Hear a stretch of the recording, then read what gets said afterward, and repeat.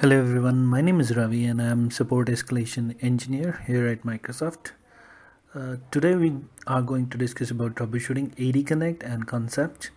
This session encompasses overview of synchronization process and troubleshooting AAD Connect errors and object sync conflicts. So let's get started. So this is the agenda for today. So we're going to start with what, why, and how about the AD Connect. What is it? What is AD Connect, and why do you need a tool like that? And how helpful it is? How it makes your life simple, or in other words, how it helps you to meet your hybrid identity goal. So we'll see them all. Then we'll discuss about the prerequisites, version history, and the topologies. So when you're supporting a product, you should know which version it has been through, which is the latest version from where you can download it, if any particular version had known issues or something like that. So go through with prerequisites. So prerequisite is you doing your homework in advance before you decide to install a tool. Supported topologies is something where you would like to go back to the customer, asking him like what kind of infrastructure do they have. Is it multiple forest, single forest? How they are trying to sync their identities? Is it a single AD connect or multiple AD connects syncing to a single tenant or multiple tenant? And the reason I have this in my slide because there are some supported topologies, some unsupported topologies. So you should know what is supported and what is not. Then we'll discuss about the architecture and sync process. You see on the bottom right hand side, this is I would say this would be the simplest of all the architecture you'll come across in M365 world. If you've seen Exchange or Azure AD's architecture, this is very simple, very less components and easy to understand. Then we have a demo where I'll show you how the object gets synced when you create the object on-prem and when you sync it onto cloud, which all steps it goes through and how you can tell like it's been synced or not. Then we'll see about the different type of installation, custom and advanced. We're going to go through the difference between the two, and we're going to see the accounts that are used and who the accounts who do the heavy lifting.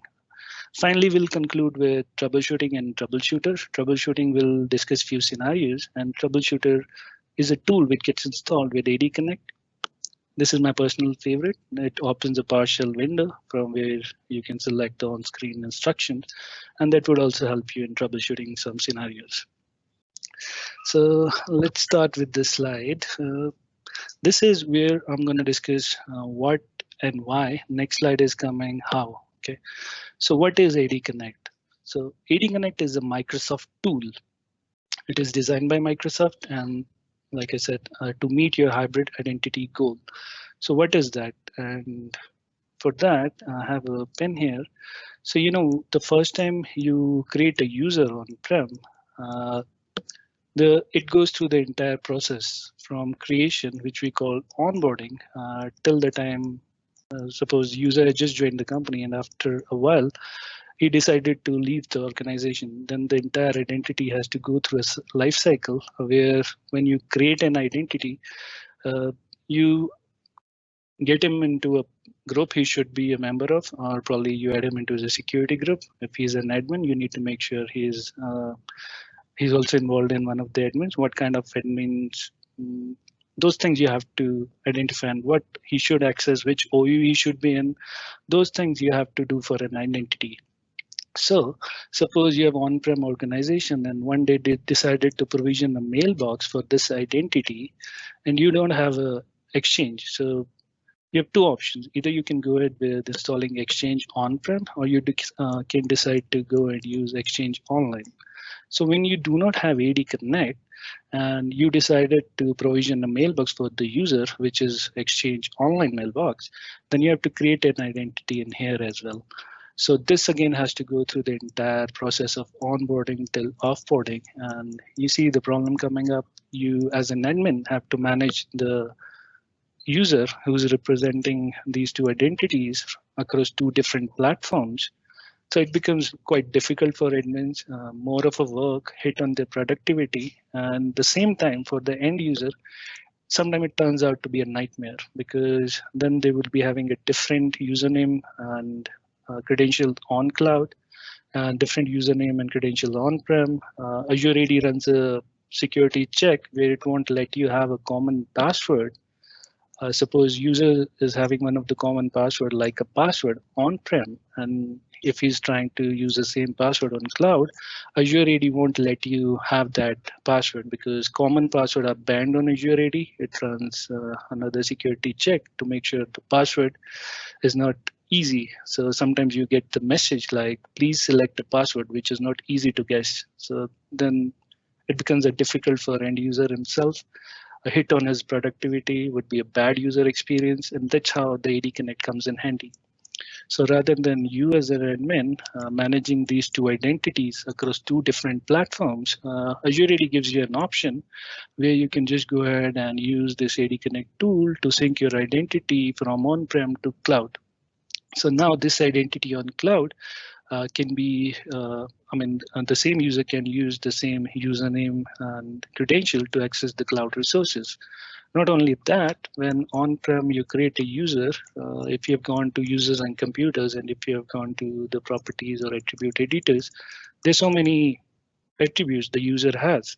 So all those attributes can also be synced so that the application, the cloud application can use these attributes for further authentication and authorization.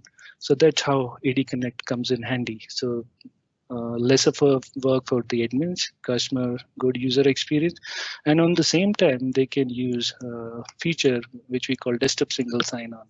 So they don't have to worry about managing the password across two different environments. They log in once with their corporate device, join to a corporate network. They even get the single sign-on feature.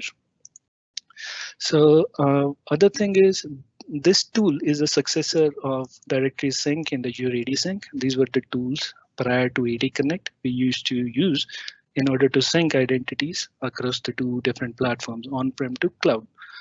So as of 2017, that's December 2017, Azure AD, no more accept communication from these two tools. So that was what and why for you. How does Azure AD do that? So we have a 3 sign-in method. Basically, these, I'm not going to go deep into that because we have a session planned for you, which is day after tomorrow. So we'll be discussing them in more detail, how the request flows and how you can troubleshoot them. So I'm not going to take the fun away from those guys. Let me give you a brief about what these sign-in methods are and what kind of identities you can have. And excuse me, guys, you have to bear with me for the entire session with my drawing, which I'm gonna show you time to time. So this is me with my drawing. This is the AD on Forest organization. This is the AD Connect. This is Azure AD, and this is, let's say, a cloud application.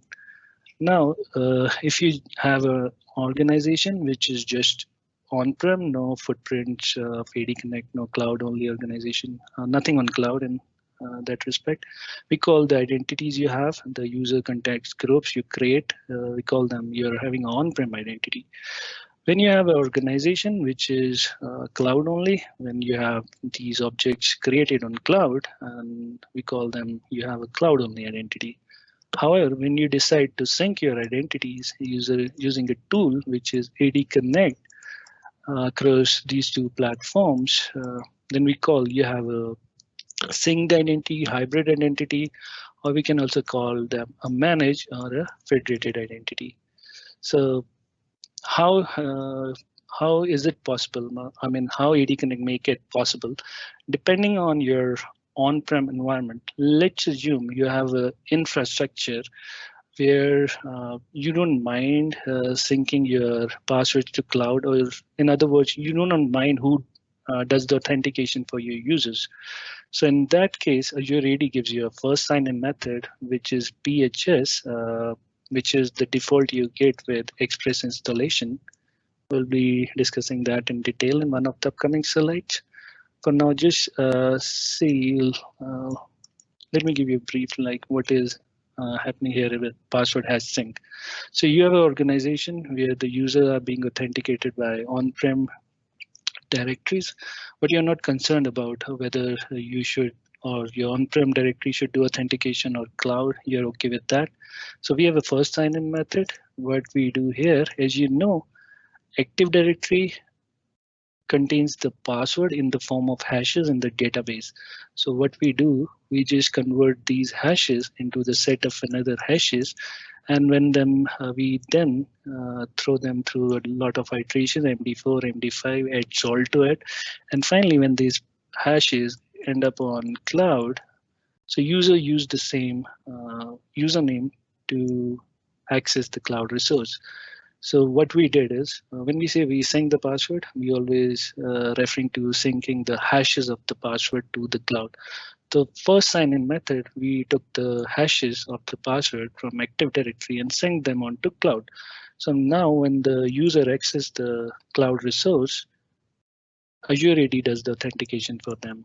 So that's the first sign-in method where the authentication is being performed by Azure AD. Suppose you have a customer who have a highly secure environment. They have their own reasons not to even sync the hashes to the cloud. So we give them another option while installing AD Connect. They can select PTA as a sign-in method, where we, or when the AD Connect is getting installed, we install the agents on-prem. These agents keep polling for username and password. So when the synced user with PTA as a sign-in method try to access the cloud resource, he will be asked to put in the username and password. These username name and passwords will be picked up by these agents, tried across the on-prem AD, and these users might be blocked, the password might be wrong or expired. So the same results are being shared with the Azure AD. Azure AD, on getting the results, will let the user access the resource, or might block it, or might ask for additional method if MFA is enabled for that particular user. And then similarly, there's a third sign-in method where you have an on-prem organization where you have already invested a lot on a federation service, which could be, say, ADFS, or it could be a third-party service like Ping Federate. So if you're already using those as a sign-in options or authentications for your users, so Azure AD will give you that option as well. So here what happens while configuring Azure, or while installing Azure AD Connect, you get an option to select to configure it using or deploy ADFS along with that. So now what happens when the synced user tried to access again the cloud resource, here it will come to know that this user, when he's tried to accessing using a username, that would be something at the rate domain.com. So this is a domain which is federated. I can't do authentication for the user. I have to send him back to the on-prem. That's when the user is being presented with the on-prem ADFS page, and user type in the username and password. ADFS does the authentication, send the token back. This token is validated by Azure AD. Azure AD in return send another token which is presented to the application, and application lets you in. So what happened here? If you have seen the first method, Azure AD did the authentication. The second method, your domain controllers or on-prem Active Directory did the authentication. And in the third sign-in method, if you already have invested a lot in your federation service, they did the authentication. So we provide all options to the end user, so which they can leverage using AD Connect, and how they want to get authenticated, that can be selected. So we call here, if user is using or getting synced using this option and this option, we call it a managed user as well. And here we call it a federated user. So that's the identity, and that's how AD Connects help you managing these identities or meet your hybrid identity goals. Let me remove this. For the next couple of slides, I have to take you to one of the browser sessions because we're going to discuss version release history, prerequisites, and topologies. Okay. So I already have the links opened, but I'll show you how easy it is to Bing search them and get to these links. So all you have to remember is about the keywords, which is also what we're going to do discuss next. First is version release history. Okay, so if you just Bing search with AD Connect with the keyword version history, the first hit you're gonna get is what we're gonna discuss next. Similarly, if you Bing search for AD Connect with the keyword prerequisite, the first hit you're gonna get is what we're gonna again discuss next. Last, if you again do AD Connect with topology, again the Bing search, so the first hit you're gonna take you to this page. So that's what we're gonna discuss next. So when you're supporting a product, you should know which all version it's been through. So on the right hand side, if you see, these are all the version which AD Connect, or I would say these version has been released in the last couple of years. Here at the middle of the pane, you will see the option to download the latest version. As of today, the latest version is 1.5.45. So this page will tell you whether a particular version was a bug fix or a functional change. So difference between the two is like when we release a product, and if there are a lot of issues with those product, and through a lot of tickets and customer complaints, we raise that issue to the product group and they acknowledge it. Yes, there was something which was a kind of problem with this product, and we'll release a fix probably in next version. So for now, unfortunately, we can't do anything. Just ask the end user to wait. So if you have gone through this, if you know about this, something like version release history page, you can just jump in here, see if one of the version he's using is the older version, and see if that version known to have some problems. You rather jumping straight away, taking the fiddler trace or netmon or the event logs, and then going ahead with trace log files, it's better to come here first, check if he's using the older version, click on here, see if control F, search in, if see if the reported issue has already been reported, is a known issue. It will make your life simple, and that's the approach to troubleshoot. So for an example, 1.5.29 was a bug fix. So what happened prior to this version, there was a tenant admin with MFA enabled. If they are trying to enable desktop single sign-on, that's what DSSO is, so they were unable to do so. So that was acknowledged by the PG, and they said we'll try to release and we'll try to fix it in next of the releases, which was 1.29, and they fixed it. So if you have a user complaining like he is unable to enable desktop single sign-on and he's using one of the older version, so you know like this is a known issue and fix this, just upgrade it. So you don't have to spend a lot of time troubleshooting when you know the fix is already there.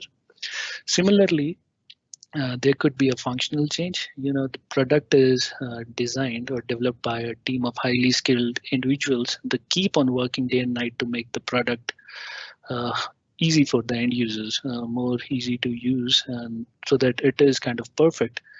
So there they came with this 1.5.42 with the functional change, where until this version, there was no easy way to build a server on a go when you have to take down the AD Connect for, say, you have a AD Connect and you have some issues with that, or you want to take it down for maintenance, and you have to build a new server. So prior to this version, you have to really do it a hard way, but from the version 1.5.42, it gives you an option where you can export the configuration using the JSON file, and you can build in a server on a go. So it's very easy. You want to see how to do that? I'll show you. For that, I probably have to jump onto my lab. So if you see the icon on the desktop, if you double click on it, that's my AD Connect server. So it will open up a window. If you click on configure, go to export configuration, click on next. That's the option here, export. If you click on export, you can export the file in the form of JSON. So let me exit it. So that was a functional change for you. So just like that, you can go through this link. It has a lot of information, and this is where you'll be spending a lot of time in troubleshooting. And Now I want your attention to the prerequisites. So for that, I'll be giving you some dumb example. For an example, you want to create a dish, you want to make a dish, and if you know your ingredients in advance, then probably when you end up making a dish, it turns out to be tasty and delicious. If you do not know your ingredients, and if you're just trying to make it for the sake of it, you might end up creating or making a dish, but there would be surprises, right? So just like that, the tool you're trying to install, if you have done your homework, if you know the prerequisites, so there won't be any surprises when you end up installing the tool. But if you haven't done your homework well, and if you try installing AD Connect as a tool, so you might end up installing it, but one or the other component might not work. There could be a lot of surprises. So it's good to know, and this is where you'll be spending most of the time troubleshooting field installation issues for AD Connect. For an example, let's suppose you have a customer who's trying to enable password write back as an option, and he's trying to do it on, say, the server which is 2008 R2, and the domain controller is read-only domain controller. So if you know the prerequisites, and if you know that it's not supported, like here, the minimum you need is 2012 for password write back, and the RODC isn't supported.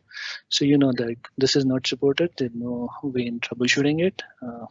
That's not as per the Microsoft guidelines.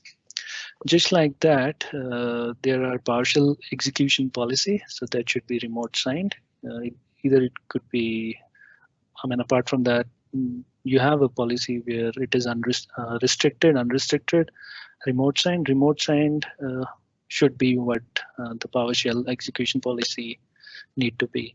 Then AD Connect server, it should be installed on the member server.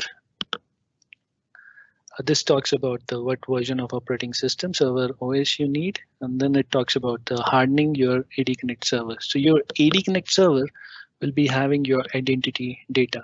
So that data needs to be secured. So this mostly it talks about like you renaming the default folder where the files get stored.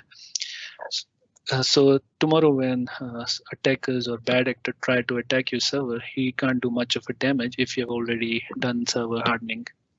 So this is a network security thing, but it's good if you know like what it is. Then it talks about the SQL server. So it says if you have 100,000 objects or less than 100,000 objects, SQL Express should be enough. If you have more than that, you should have to go ahead with the SQL instance. It talks about the account. This is very important. There's a slide coming up where we'll discuss in more details about these accounts. Connectivity is one of the other important things where if you have a failed installation because of connectivity issues, you most likely end up involving your network team.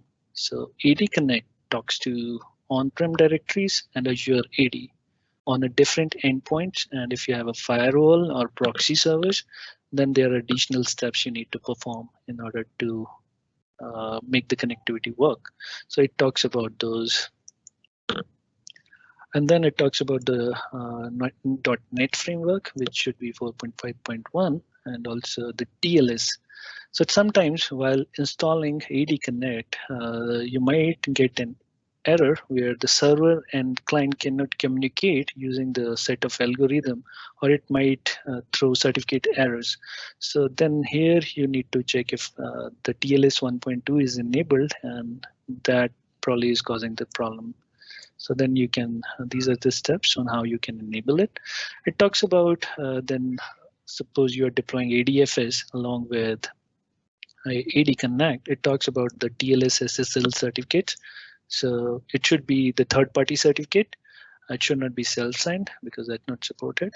And then it talks about the DNS servers. So again, your AD Connect will be talking to on-prem directories and the Azure Active Directory. So the DNS, if that is not working, if you're unable to resolve the host names using your DNS server, you're gonna have failed installation.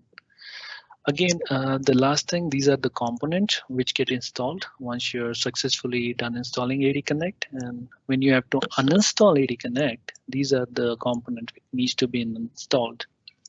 Then it talks about the CPU, memory, hard drive. This is, you can go through on your own. So you know that there is a page and there is another page. And once you start troubleshooting, these how you should approach to troubleshooting. Then there is the third page I want your attention to. This is kind of a topologies that is supported by Microsoft, and then there are sub topologies which aren't. So we're going to see them, what we support, what we don't.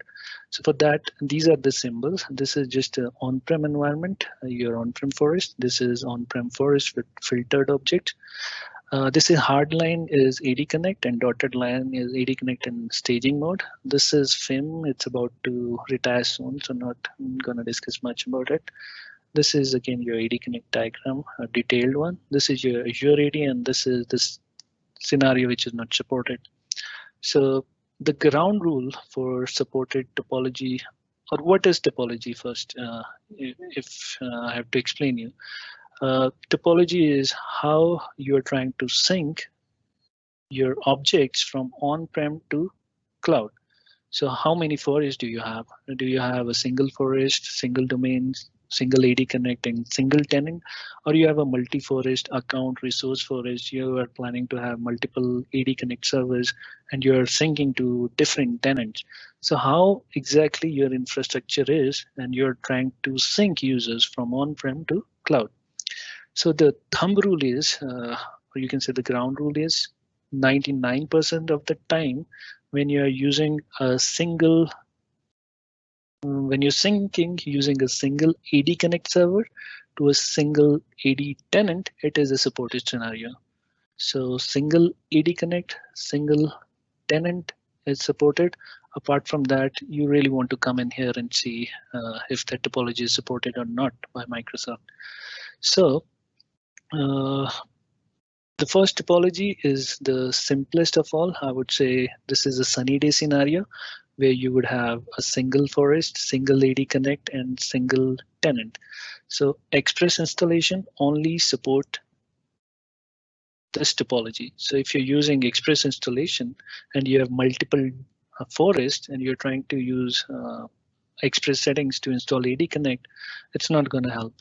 You won't be able to find another forest. So it will keep sitting there and you'll be scratching your head why it's not able to find another forest, where the reason is that how it is designed. So it only supports this topology. So then there's the next topology where you're trying to sync to a single tenant, but you have multiple AADConnect servers and all are active. It's not supported. Then you see multiple forests, but you have a single AADConnect, single tenant is supported. Then again, multi-forest, multi-AADConnect server, single tenant, not supported. This is multi-forest, single AADConnect, single tenant supported. I'm not going to explain this in this because I'm going to explain this one. Once you understand this, these two will make sense. This is easy to understand as compared to this one. So this is the forest with the trust relationship, single AADConnect and single tenant, it is supported. So let's discuss this one. This is a scenario that's the more complex it can be, like when you have a customer who's having a multiple account forest and resource forest, and they are using AADConnect to sync their identities onto cloud. So this is an example of, let's say, if you have an exchange in one of the resource forests and you have objects or accounts in the account forest. So how do you come to know that you have a linked mailbox and these two objects are linked, the one in the resource forest and one in the account forest? So when you have an account resource forest scenario and you have a linked mailbox, so the linked mailbox would have the object in a disabled state in a resource forest. So if you right click on that object, go to properties, open attribute editor, and if you check for the attribute, which is MS Exchange master account SID in a resource forest, That would be object set of the object in an account forest. So the object set from the resource or the object in the account forest is get copied and pasted into the MS Exchange master account set attribute in the resource forest for the object which is in a disabled state. That's how you come to know that this is a link box, link mailbox, and how these two objects are linked. Exactly the same concept is used by AD Connect. It uses these two attributes, object set and MS Exchange master account set, in order to identify like these two objects represent a single identity and should be considered and synced to a cloud. So that's the account resource forest for you. Then there's a staging server. Staging server, the difference between the two is active server does both import and export, but the staging server only does import. So there's no export.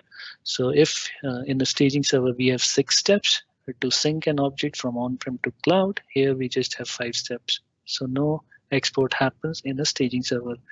And staging server is kind of a taking for your disaster recovery scenarios. It's not for high availability. So it's not like if you have a AD Connect server with the staging server, one goes down, if your production goes down, so it won't get active server goes down, so it won't get activated automatically. So that's for disaster recovery. Suppose it goes down, then you can jump onto the server. It's matter of just checking a single checkbox and then making it active. Okay. So that was the staging server for you. So this page exactly explains the topologies which are supported, which are not. You can see and go through the rest of it. Just remember the ground rule. Single AD Connect, so single tenant is supported. And here you have a different forest using a different AD Connect server to different tenant. That's why it's supported. So that was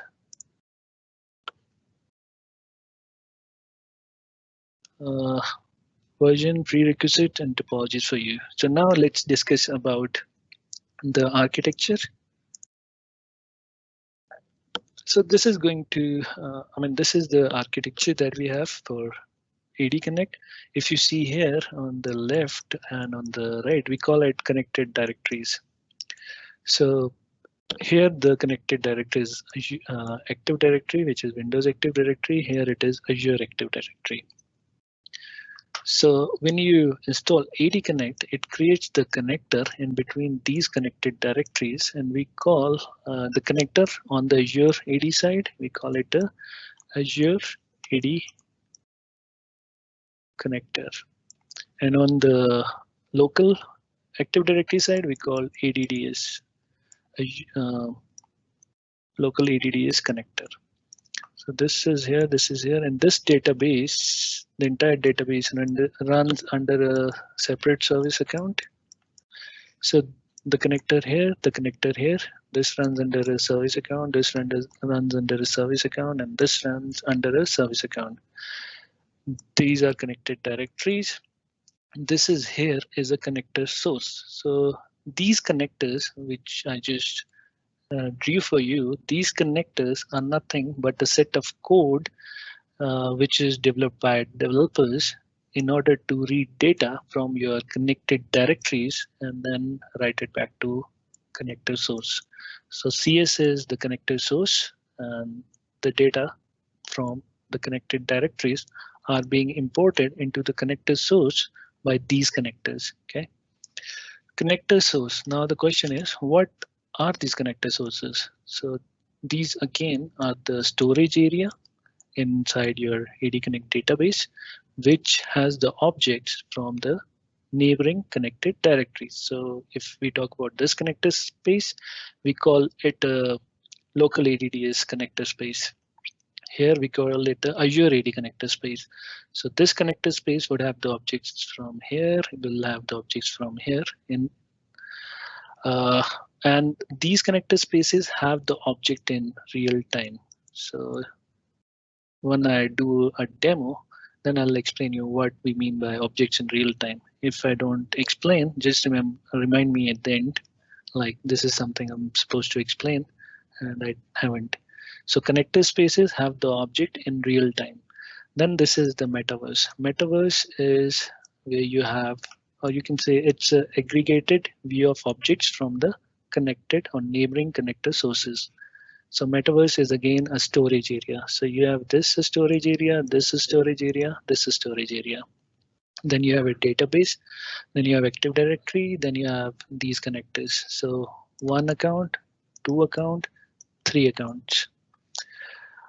Okay, and now we talked about the connected directories, connector source, metaverse.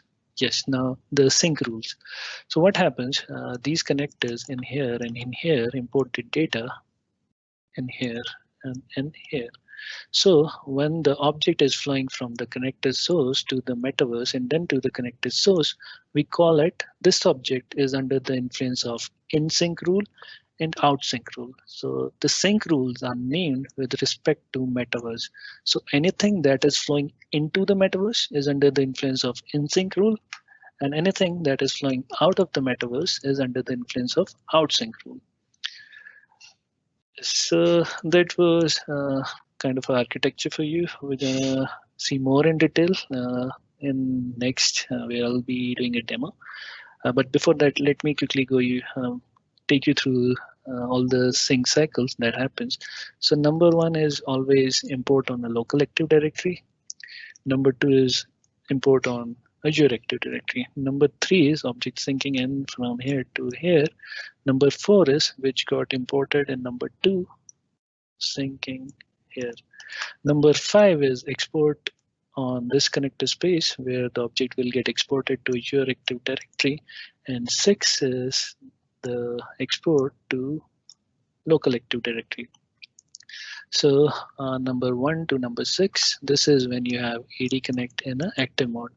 When you have AADConnect in a staging mode, which is my dotted lines, then you just have 5 steps. And then these 5 steps means this does not happen here. And if you have the AADConnect server in staging mode, because it doesn't export anything to Azure AD. It just does all 5 steps except this one.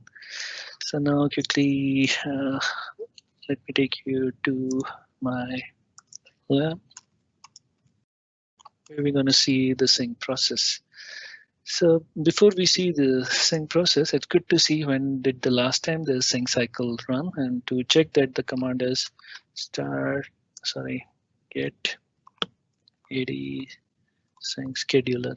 So this will tell you about your sync cycles. So here I have default sync cycle time is 3 hours. So after every 3 hours, my sync cycle would run. By default, it is 30 minutes, but I've changed it to 3 hours.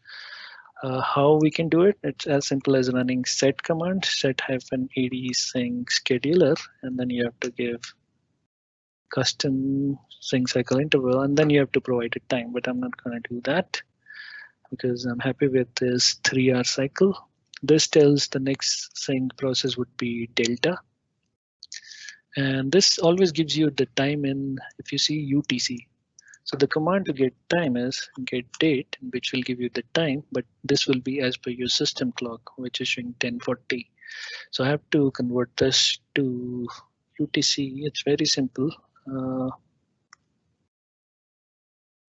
Just have to use a method which is to universal time, and you have to close the method with the parentheses. That's what you'll see here. So the time is 3:40, and the next sync cycle is about to run in 1 hour 20 minutes from now. So what I can do is I can just simply run start AD sync cycle. That will run the sync cycle. I don't want to do that. I want you to see for yourself how the sync process work, because me running this, it will run all those 6 steps in one go and taking the fun away. So let us quickly jump on to DC. I'm going to create an object in here, and I'm going to give it the name demo user 15. Demo user 15.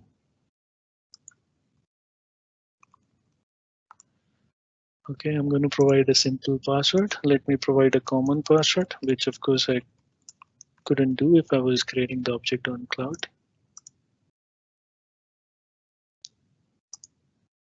Okay, so I've just created the user, and I'll jump back onto my AD Connect server. So before I run the sync cycle, let me explain you what this is. This is where you'll be spending most of your time when you have issue when particular object is not syncing to cloud, or probably one of the attributes are not syncing to cloud. So either it could be connector space where the issue is, or probably metaverse, or maybe AD connector is doing its job perfectly fine. It's the Azure AD which is not able to accept the changes. So the problem can lie anywhere. So this tool on the top, you see operations. It tells you about the different connectors. So I have just two connectors. I have a sunny day scenario, one AD forest, one domain, one AD connect server, and one tenant. So that's why I just have two accounts, one for my local AD connector and one for the Azure AD connector. This is the type, like if you expand it, it will tell you which is Azure AD and which is your local one. State, because I'm not running any sync cycle right now, that's why it's idle. Operation tabs on the name will tell you the same thing about the connector's name. Profile name is out of the 6 steps we discussed, what is happening. Status is whether the particular step has succeeded or not. Start and end time is self explanatory, like when did the sync started and when it ended. Connector space, again, like I showed you, connector space is a storage area. So you can search for the objects in here using the distinguished name. So you can do in here, if you, I accidentally double clicked on it. I was supposed to right click and go to search. That's how you search the object in these two connector space. When you want to search the object in metaverse, here you come. And in metaverse, you only have 4 type of objects: device, group, person, public folder. And you can, because I have a less number of objects, so I can just click on here and it will list all the objects I have. Or I can just add a clause and use attribute in order to find a particular object. So you see here, if I click on search, we don't see a demo user 15 in the metaverse because we haven't started the sync cycle. So changes I made on-prem AD has not been reflected to your AD yet. Either I have to wait for another 1 hour 20 minutes to run the default sync cycle, or I can simply go to the connectors and do it one by one. So the first process we explained was the delta import on my local AD connector. So it will, you see the state running here, it will create the object, it will import the object, and it will create the object in the connector space. So you see this is the local connector space. Old value is nothing, new value here. Object type is user and modification is add, and the top the tabs is import. So second would be the import on my Azure AD connector. So I haven't done any changes on the Azure AD side, so there won't be anything unless something changed or some other admin might have changed on my tenant, but yes, nothing on there. Then the third is, this is the most important and most complex to understand, the sync on local AD connector. So this will, what it will do, it will create the object in the metaverse, because earlier we checked there was no object in the metaverse by the name of demo user 15. It just created the user, it says projection. And now you see the tab on the top has changed into properties, and the modification type is none, object type is user, because here in the metaverse we've got a user by the name of demo user 15. You see here the user now, earlier it wasn't there. Now if you see the connector space, so you see, like I said, metaverse has the object which has the aggregated view of the object from the neighboring connector space. So this is the connector space on the top, which is the Azure AD connector space. And this is at the bottom, local AD connector space. So how you can tell, you know, this on-prem Active Directory, it follows a hierarchical data structure, and Azure AD has a flat data structure. So there are no OUs on Azure AD, it's just the flat, all objects get synced into a one container. Here you have there's like a distinguished name in the form of OU, OU, DC, DC. That's how you can tell the object is in the metaverse is connected to both the connector spaces. So if I open the Azure AD connector, so you see the object got created, but this sync cycle has not yet completed. So that's why it's saying pending export. So it's not yet exported to Azure AD. So in order to do that, we have to just complete the process. So we did run sync on local. Now I'm gonna run sync on Azure AD. So nothing would be in here because we did not make any changes on the Azure end. So all zeros.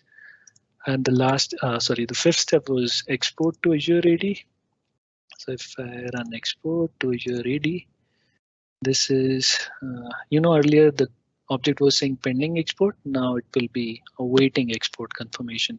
So now I'm just exporting that object to Azure AD. So here, if you see, it says awaiting export confirmation. So what I've done is I've created the object and I've sent it to Azure AD. I'm just waiting for the confirmation. Let me complete the sync cycle by running the last step, which is the export on my local connector. So nothing was here, so nothing happened on this side. So that was me showing you how you can use a GUI or this tool. We also call it a sync process or MIS client tool. And you can run the sync cycle from here, or I can simply come here, run the sync cycle using this command. So now what I did, I ran the PowerShell to run the sync cycle. It will complete the entire sync cycle now. So 6 steps I ran, another 6 step this command would run. So now you see, because nothing was changed on the local side this time, so there was nothing important. But what we sent to Azure AD, we were waiting for the confirmation. So if you see here, we have a confirmation from Azure AD. The object has changed into properties. And that's what happened. And if you see here, synchronization on the local AD, nothing. Azure AD, we do have attributes on, and I'll explain you what happened here. And then export, nothing got exported to Azure AD in this sync cycle, but what we sent to Azure AD, we got it back, we got the confirmation back, and then this has to be written back on-prem. So when we create an object, when we create a new object to Azure AD, so Azure AD use the MSDS consistency grid value to write back that property on-prem. So when I run the next sync cycle, you see this property which is saying awaiting export confirmation. So we are just waiting for that connector to write this attribute on-prem object which we just created. So if I run another sync cycle, it will complete the entire process. So when you now this time we will see the import happening on the local and one update. So this is we getting the confirmation. Yes, MSDS consistency grid has been written. I'll let it give some more time.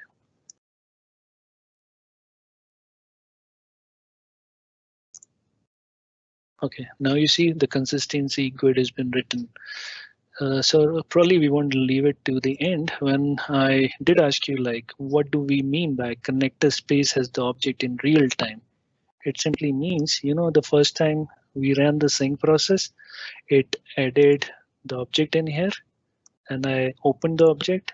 It showed the properties import and here it said edit, but now it says property and none because this is what we mean the object in a real time. So it will always show you the object current state. So no matter what happened to the object 6-10 cycles back, whether it was import, add, update, you'll see the latest state of the object.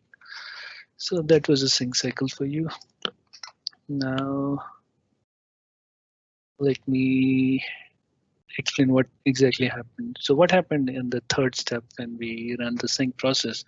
So object got exported here. That was the addition, the new object we created. This object which we created was evaluated for the scope which it should fall under. Like scope is like if you have 20 rules which should get applied to this object. So if you have say 20 rules and out of 20 rules, how many rules should get applied to this particular object when it's in the connector space? So say 1 to 15, 15 rules should get applied out of 20. That's the scope. And then when the join process runs, it will see whether this object should be created in the metaverse. If it is a new object, it will get created. If there's already an object in a metaverse, it will get joined. That's what this does. Transform is like what I did was I created the object here, and then I synced that object into, I pulled that object, and then I synced in here, then in here, then finally it went to Azure AD. So creating the object was not enough, because creating the object was simply copying and pasting it in here and here. What we need to do, not only creating the object, we have to make sure the attribute also gets flows in. So this object has UPN, proxy addresses, email addresses, and then a telephone number, all those things. Those should also get flow in to the object with the attributes in here. So that's what happens in the transform. The object gets flown in. Then the precedence. So what we evaluated for the object, like out of these 20 sync rules, these 15 sync rules should get applied, but in which order should you apply the sync rules? So it's simple, like if you have the lowest number, that should be applied first, and if you have the rule with the highest precedence, will get applied in the last. So if the precedence is 0, that rule will applied first, and if the precedence is 15, that rule will applied in the end. And finally, you see the target object. So that was okay. Let me remove this drawing. So that was the sync pipeline, and that what happened. So these were the commands we used. And this we already discussed, like scope, join, attribute flow. Yes, this we discussed full. And you might be asking, like, when should the full sync and delta sync happen? So what happens when you import the when you install the AD Connect for the first time the full sync or full import happens. The next time, if you make any changes to the OU, or if you make any changes to the rule, if you add a new rule, if you delete a rule, so that's when this entire tool is designed in such a way it will sense these changes and it will run the entire cycle. But apart from that, most likely they're going to be a delta sync. Delta sync is where we just syncing the changes that has happened on your on directory. Now let's quickly see the difference between the installation. But before that, I'll take you to this slide. So Azure AD will be talking to on-prem directory and Azure AD. So in order to do so, we need account to be created or connectors to be created, one on the Windows side and one on the Azure AD side. So when you run the Express installation and you're going through the Express installation, this will ask you for two type of accounts, the global admin and the enterprise admin. So the global admin account is being asked so that we can create this connector here, which we call the Azure AD connector account. Enterprise admin is being asked so we can create this account in here, which is ADDS connector account. And this account for the SQL database runs under a service account, which is created on a Go. So that's why Express installation is easy. These two accounts are not being used. I mean, so these two accounts are only be used when you're installing it. So next time, when I say these account or the accounts who do the heavy lifting, this here, this here, this here. So these accounts are not used for the sync process. Similarly, if you're going ahead with the custom installation, you do need a global admin account in order to create a connector over here. So this, however, custom installation need not to use enterprise admin, because these two accounts in here and in here can be customized. So yes, you can use enterprise admin again to create these two accounts, but custom installation gives you an option where these two accounts can be customized. So this account here and this here. Now it would be easy to understand the difference between the two. So Express, we discussed about the topology. It only support the one on the top, sunny day scenario. You need to provide enterprise admin account and global admin account. PHS is what you'll get by default if you choose this option. We discussed in the initial slide. Auto upgrade, yes. If you're using Express installation to install AD Connect, auto upgrade gets enabled by default. This is like we discussed about the versions. So if we come out with the new version for AD Connect, if you have installed AD Connect using Express settings, you'll get auto upgrade. It will automatically get upgraded to the newest version. Yes, limited question asked. So if you see within 5 steps, you can done installing AD Connect. Custom, everything the Express can do, custom can do apart from auto upgrade. Topology, it support all the supported topologies which we have outlined in our document.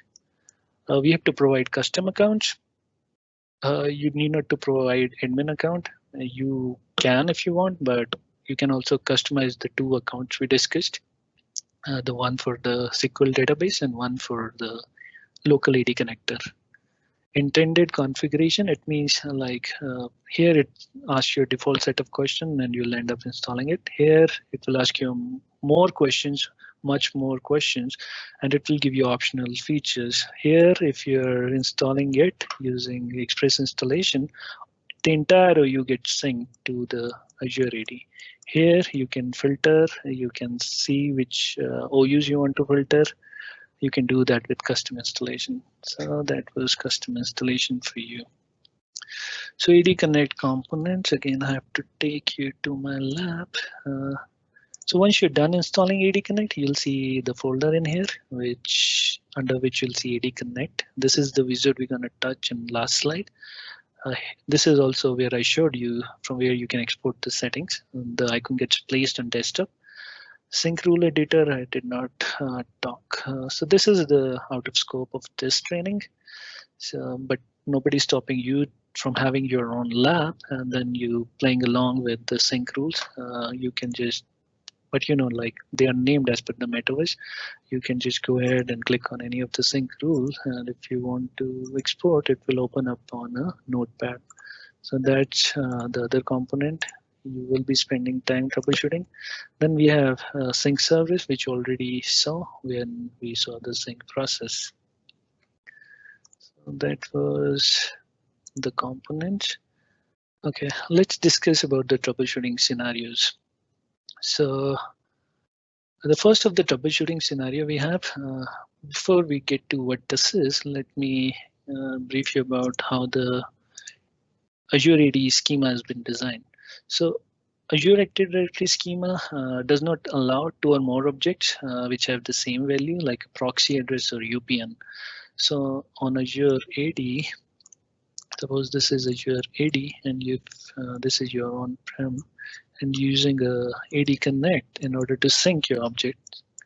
So now let's assume this object is already syncing here from here without any issues. And you have another object who you're trying to sync, which has the same, either the UPN, when I say UPN, it's user principal name. And when I say SMTP, I'm referring to primary email address, or you call it a capital SMTP.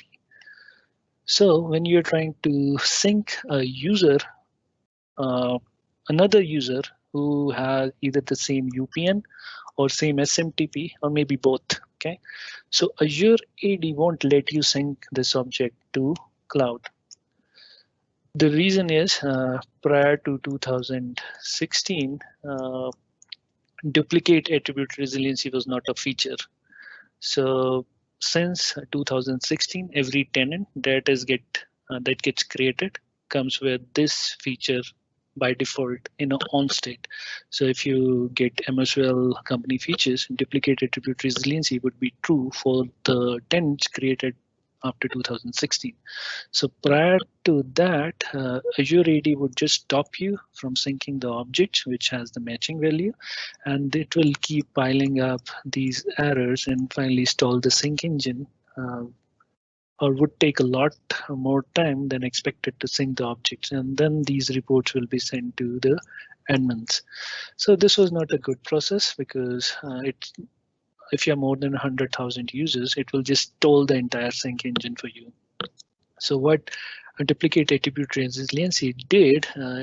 So if AD Connect sees that there's an object coming in which has the same UPN and SMTP, it will sync. It won't block the object in here. It will let the object sync, and finally, when the object end up in Azure AD, it will add a random 4-digit number to the UPN or probably the SMTP address, whichever value is conflicting.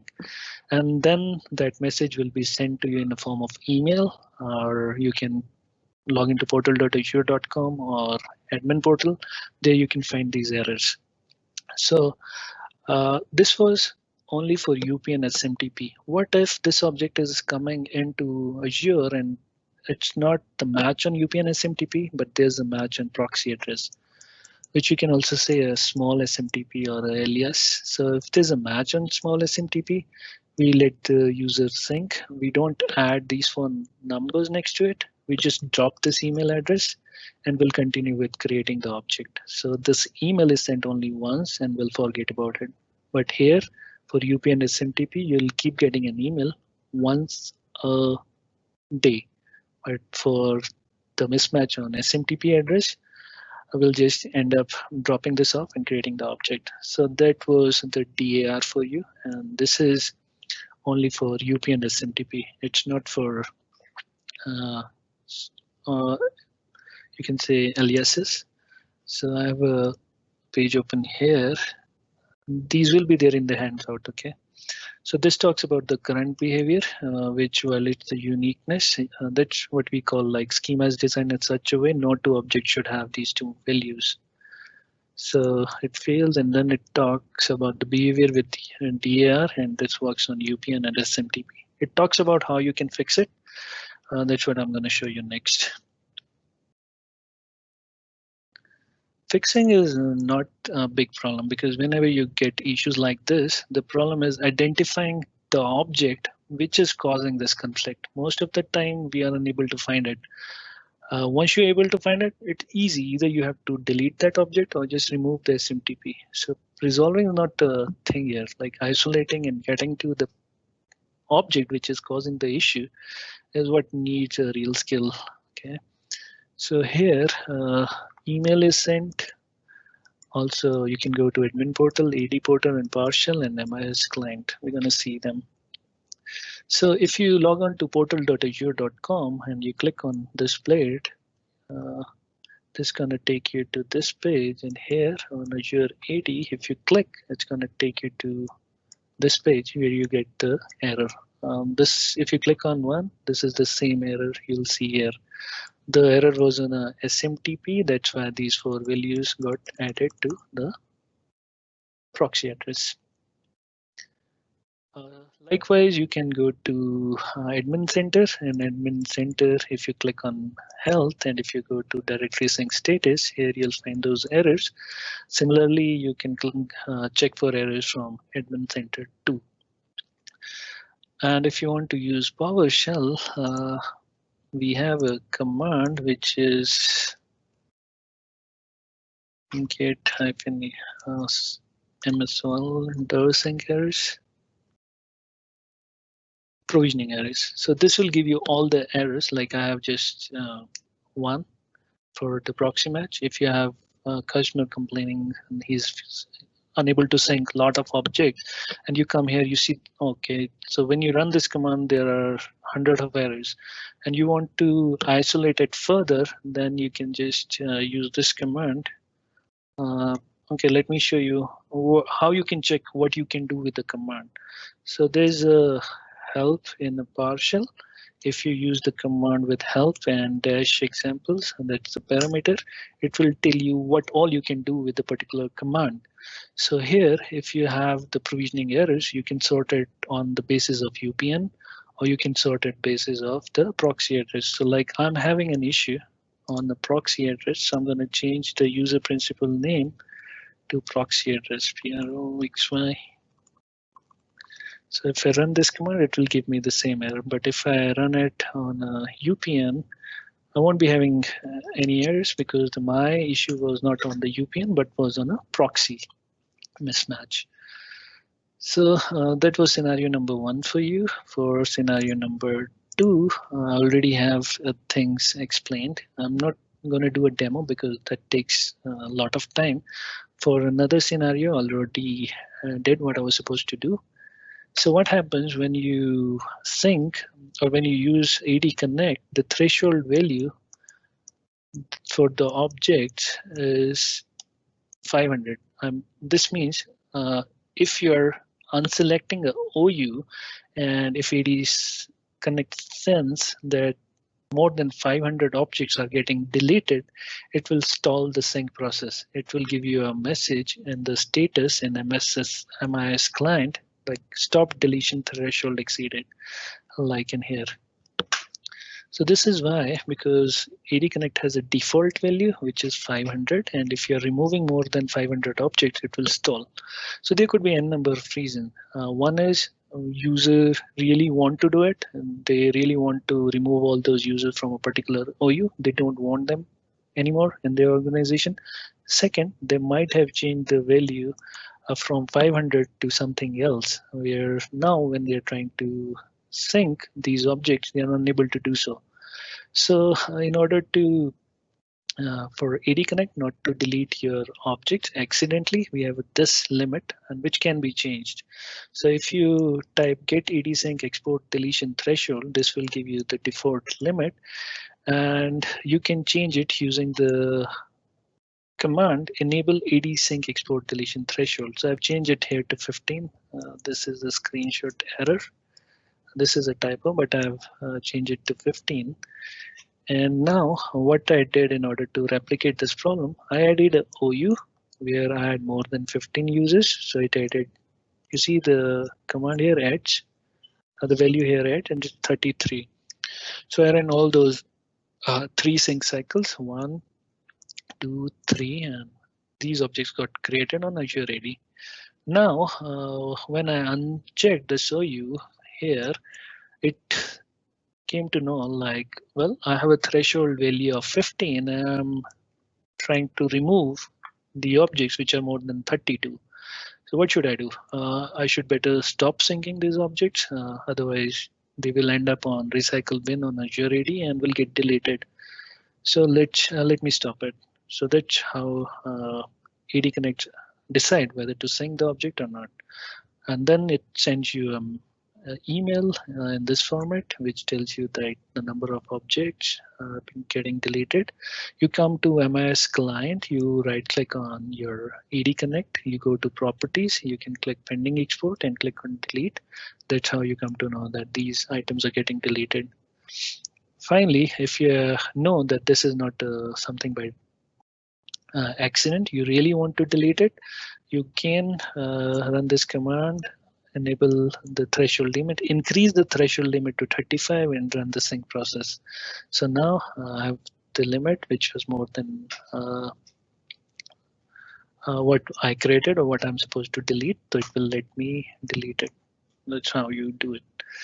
Third is the scenario where you might be having users coming to you and telling you that they're getting an error while syncing the object through AD Connect, and it's saying that the object is too large.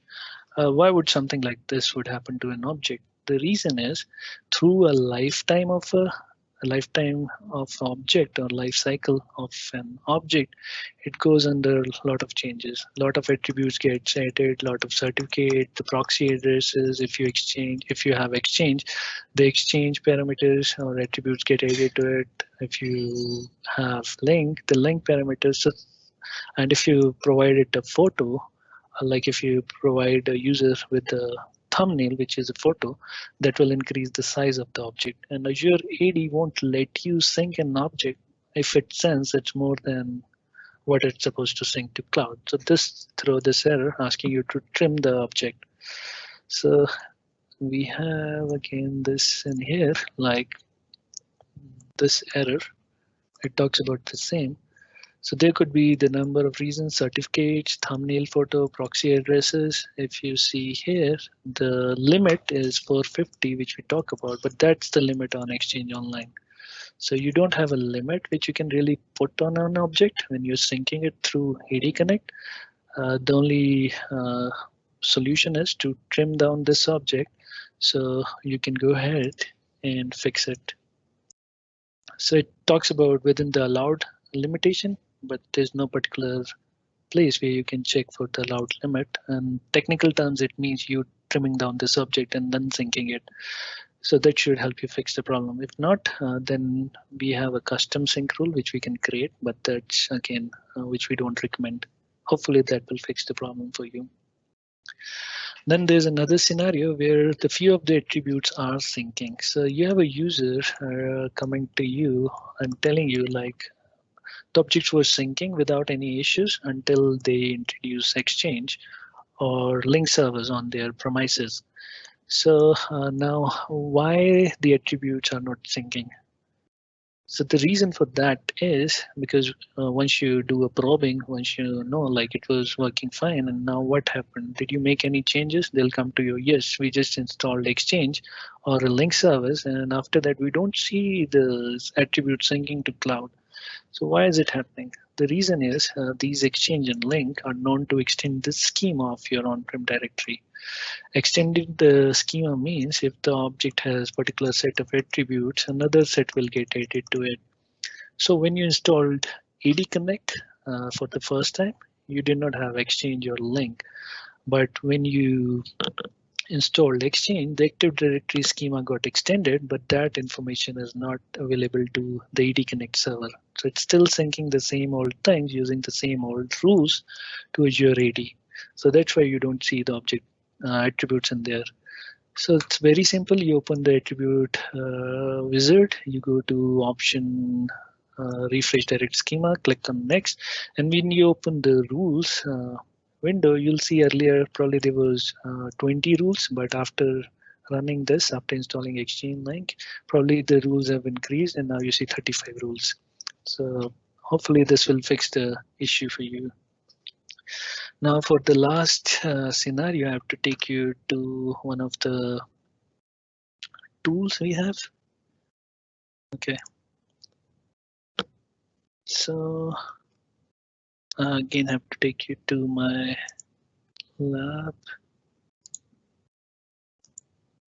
So once you're done installing it, this is the icon gets placed on your desktop. We call it your AD Connect wizard. From here, you can redo the configuration. So what you can do from here is you can either change the sign-in option, like the sign-in option we discussed in beginning. You can have a PTA, PHS, or you can also manage federation. You can make the server in a staging mode. You can refresh schema, and pretty much you can do everything except from making the changes to the UPN. If you have already selected UPN as a sign-in value, a UPN, so you can go ahead. You have to uninstall and reinstall, and then you have to select a sign-in method. Like if you want to use alternate email address in place of a user principal name, you can't go back to this wizard and do it. You have to uninstall it, reinstall it, and there are a few settings you can change, few settings which you can't change. So sign in is one of those things, the value. So this is the troubleshooter for you. So let me quickly take you through what you can do. So I'm going to start from the bottom. Q is of course, you getting kicked out of this window. Number 6 is, I told you while explaining the architecture, the Azure AD Connect will be talking to on-prem and Azure AD. And also when we were discussing prerequisite, we talked about the connectivity. So from here, you can check if the connectivity is there or not. Okay, so I have to provide the name of my connector and then it will check the connectivity. Number 6 checks the connectivity to your local Active Directory. Number 5 checks the connectivity of Azure AD Connect to Azure AD. This is probably telling you like connectivity is there and no DNS issues you have on your organization. Number 4 is my personal favorite.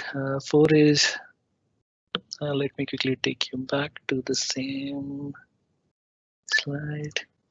So if you go back in here,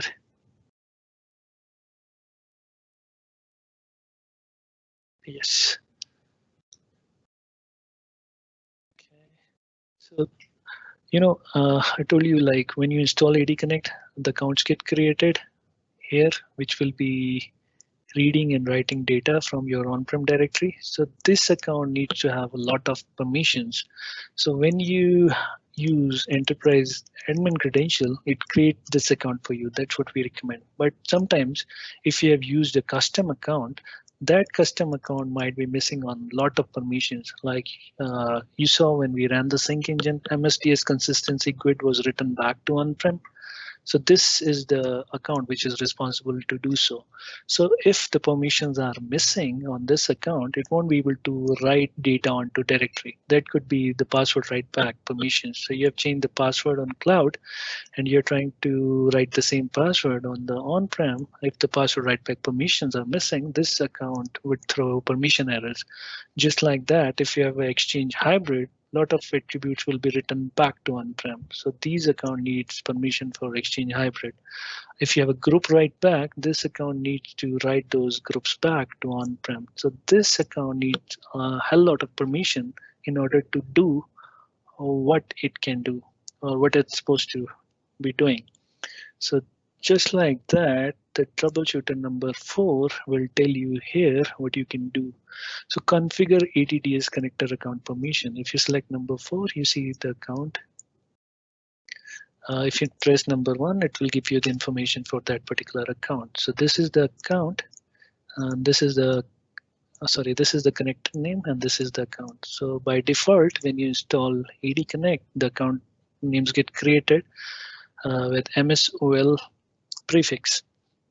So this account has a lot of permission, like it tells here: set basic read permission, set basic hybrid permission, set public folder permission, DS consistency good permission, hash sync permission, password write back permissions, unified group write back permissions. So you can either go and depending on the error which you're getting, probably for hybrid or DS consistency good, group write back, password write back, or you can simply go ahead and press number 12, which is nothing but it will be doing all these permission, setting all this permission on this connector and the account. So I'm not going to do that, but this is how you make sure that this account has all set of permission required to do its job. I'm going to connect now. Then we have number 4. Sorry, I have to go back. I'll press B back.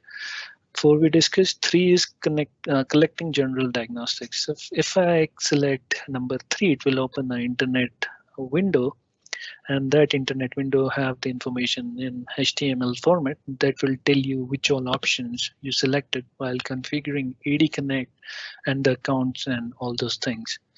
So it's still doing its thing, but I have, okay, it did it. Okay, just wait for a second to pop up that window. Okay, there you go. So it tells you like what is the sign-in method you have selected, if the write back is there.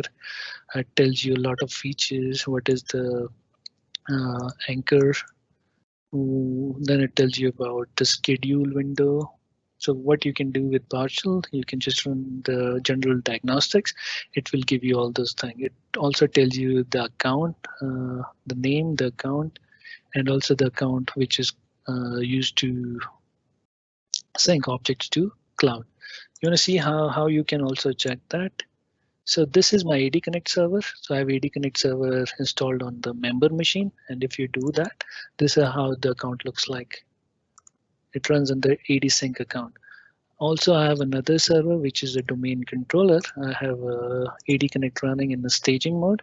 So if you open the services window and the domain controller, I'm sorry, that's again the AD. This is my DC. If I show you here, you see the account here, this runs under a different account name. So that's how you come to know like whether it's installed on a member machine or on a domain controller. So here the default name is AAD underscore something. That's the limitation when you install the AD Connect on a member server. In users, you can check for the MSOL account if you have gone by the default options. This is how you can check. If I can just concentrate and figure out where that is. Yes, these are the two accounts because I have two servers. One is staging mode, one is active mode. That's why I have account in here. And the last account you'll find on Azure AD with the sync underscore this value. So if you have it installed on the main controller, the account name would be sync underscore the name of your server and then the GUID. Or if you have it installed on your AD Connect server, you'll have it sync underscore AADC. That's the name of my server, and then finally syncing it to cloud.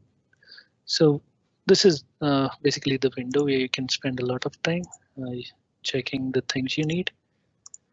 And last option, second option, I'm not going to do or touch because that's another session planned for you. We'll be discussing about the troubleshoot using PowerShell hash sync. Number one is also I'm going to skip for now because we have 8 minutes remaining. So, but to give you what number one does, because I showed you the sync process. From sync process, you can just search these connector spaces if the object's in here or not. So like if you're getting an issue where you've been told like the particular object is not syncing, so you need to come here and check whether is it showing in a local connector space, is it showing in a AD connector space, is it the object in the metaverse or not. And similarly, if somebody says like the attribute value is not syncing, you can still go ahead and check for the object and see which of the connector space is missing that attribute. And depending on that, you can narrow down your troubleshooting. So let me come back onto my presentation. I'm gonna take this off, erase. So we discussed about the troubleshooting scenarios, and okay, yes, handout, and we'll be providing them all to you. You can refer back to this. These are the links which are